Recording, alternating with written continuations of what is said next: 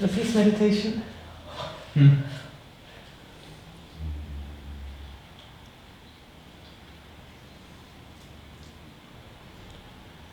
So we talked in the morning about what you could call very briefly is this kind of shifting illusion of separation. And it's very true that when you look at where you begin and where you end, like with a cup of tea, it's not entirely clear. It's changing. It's changing all the time. When we're in a moment of supreme confidence and freedom, it doesn't even matter anymore. But in most of the time, in the different interactions in the grocery store, in the family, with friends, alone, there's always a kind of border of where we begin and where we end, which we hold, which is totally unstable, but we kind of hold it conceptually, that there's an end to us.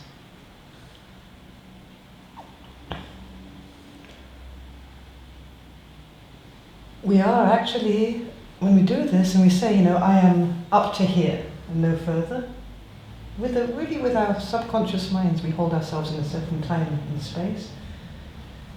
It's really just a kind of fantasy, because at the same time that we wouldn't be able to do that, to say, I am this big, or I have this much time, if we weren't also existing beyond the border as well, and within the border and beyond. And you couldn't even put a border of where you begin and where you end if you weren't so much more than that.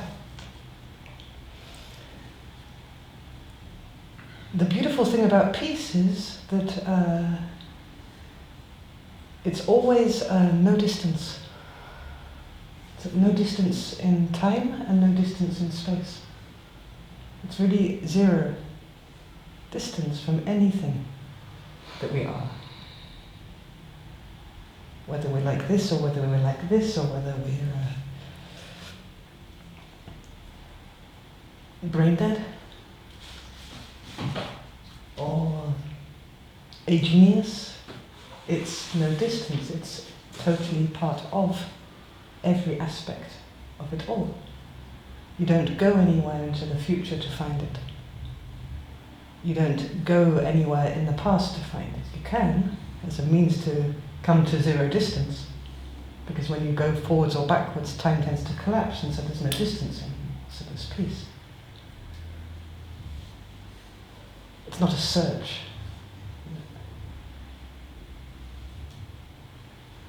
This is so much the case. I was remembering this morning how when me and my brother were very little, we used to love when my cousins came to visit. Very little, 3 or 4 years old. And one morning they were coming in the afternoon, and we were waiting already from 9 o'clock in the morning. And my mother said to us, "You're looking forward to them coming." And I sat there on the carpet with my little legs out in the 70s house of England. And it was such a suffering to be in expectation. It was really suffering. I was really suffering as a little girl, waiting for what was going to come. And I was thinking about it this morning before we started, and in a way, expectation is such a suffering. It's really such a suffering.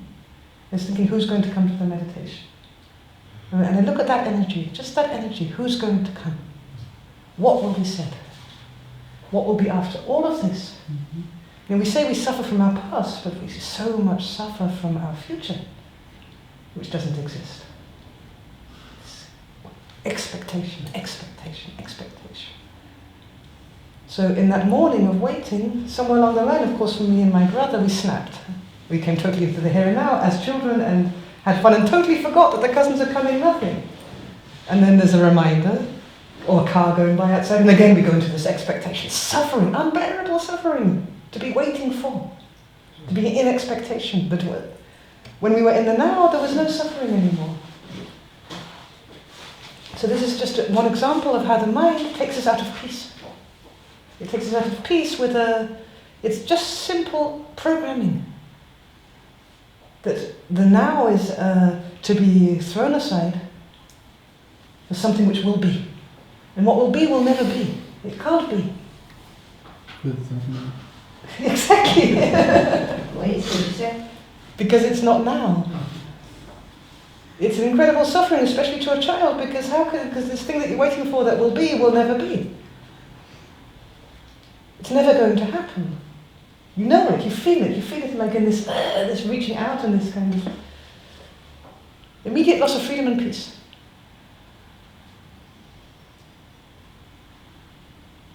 And in a way, at this place of zero distance, freedom and peace is the same thing. It's really the same thing. So we can make a movement in the peace meditation where we meet the other aspect of ourselves, or the other in our memory of an experience of a projection of somebody in our lives. An other.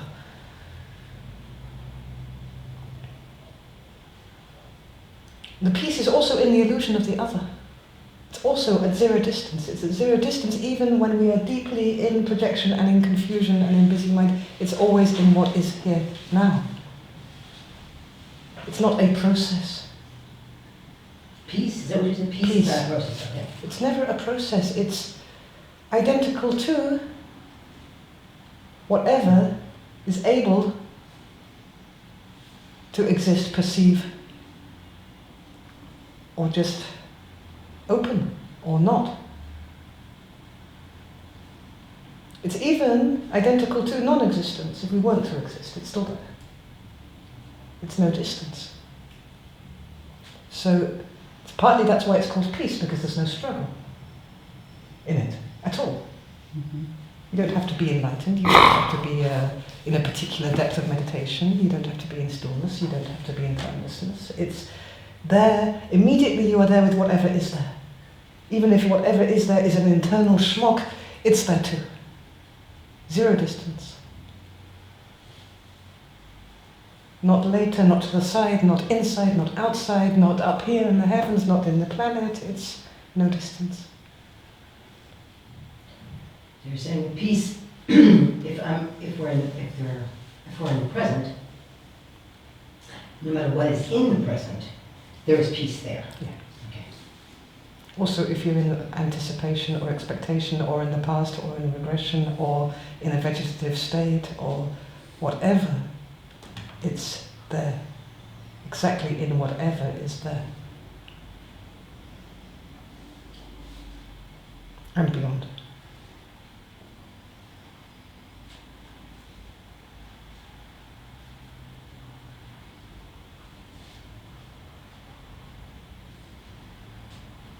It's there in experience, it's there in non-experience, it's there in pleasure, it's there in pain,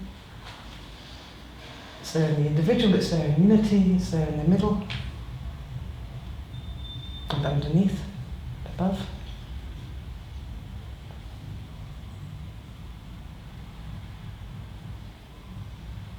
So what we often do in meditation is to try and get somewhere, to come to a position, to come to a place.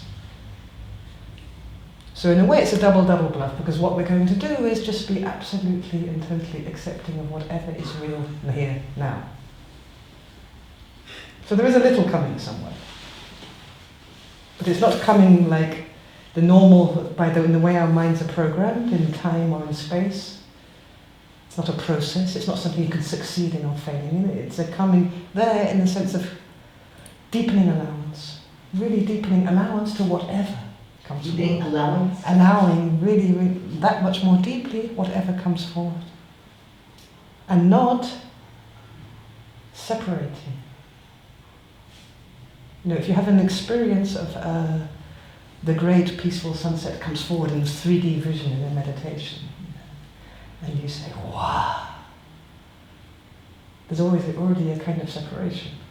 There can be a holding onto it. It can be a kind of, whoa, look at me how I'm having this experience, and we begin to separate. So the art is to stay totally and absolutely at zero distance also with that movement.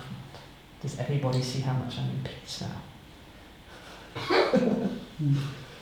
To let it happen, but to allow the peace to also be in that movement.